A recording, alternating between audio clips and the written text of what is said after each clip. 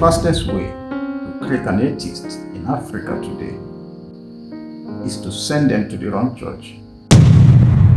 Because some of the people that are preaching God today are the major reason people are actually losing God. And if we are honest, this is not a small problem anymore. It is a pattern, a quiet growing pattern, one that, if ignored, will change the future of faith on this continent. Church used to be a place of refuge. Now, for many, it feels like a stage where power is performed, miracles are dramatized, and emotions are carefully engineered. People come broken, looking for truth, but what they often find is performance, noise instead of clarity, hype instead of healing, control instead of guidance. Today, not every loud altar carries God. Some of them, and a whole large number of them, just carry influence. And you see this generation, they can tell the difference. Then there is the part many people are afraid to say out loud: faith. Faith has become profitable. Altars have turned into brands, sermons into products, and members into customers. So give more, sow more, unlock more. Meanwhile, the same people funding kingdom work are struggling to survive real life. So if God need constant payment to bless you, what exactly are you serving? God or the system they created? Their system. And the more people see these things, the more questions begin. They preach humility but displace excess. They preach sacrifice but avoid discomfort. They preach heaven but chase this earth like it's everything. And people are watching, not casually, but very closely. Because this generation doesn't just hear messages. They study the messenger. They study lives. When the life doesn't match the sermon loses power. And when that happens too often, people stop believing the system entirely. See, atheism doesn't always begin with rebellion. Sometimes it begins with disappointment, a prayer that felt manipulated, a prophecy that didn't come true, a leader who broke trust, or a simple question that was never allowed to exist. So the person steps back, they observe, they think, and slowly faith begins to fade.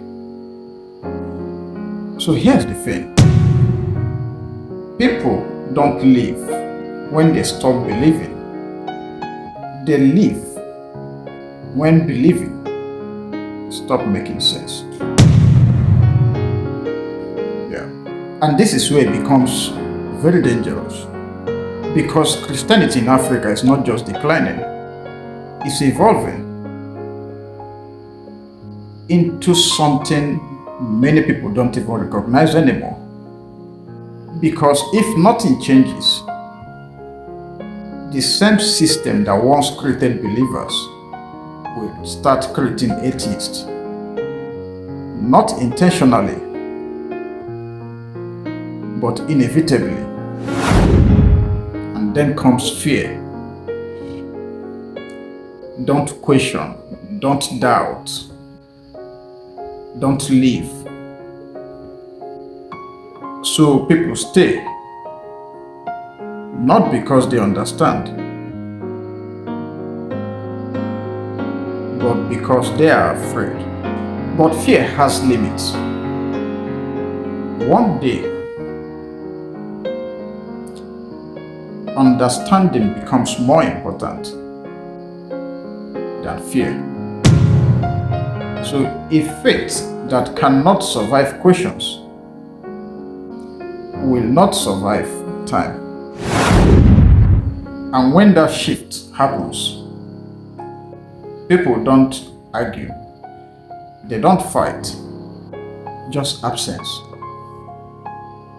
So the biggest threat to the church is not rebellion, but silence. Let's be clear, this is not about attacking God, and it's not about destroying faith. It's about truth. Because God is not a problem. The representation, that is where everything is breaking. When God is misrepresented long enough, people stop rejecting the messenger and start rejecting God himself. So if nothing changes, if accountability never comes, if truth keep getting replaced with performance, then the future is already written. More empty churches, more silent exits, more people choosing distance over deception. Not because they hate God, but because they were never truly shown God. If everything I've said here made you think, don't just scroll past it. Share it and also subscribe to this channel, because conversations like this are how changes begins.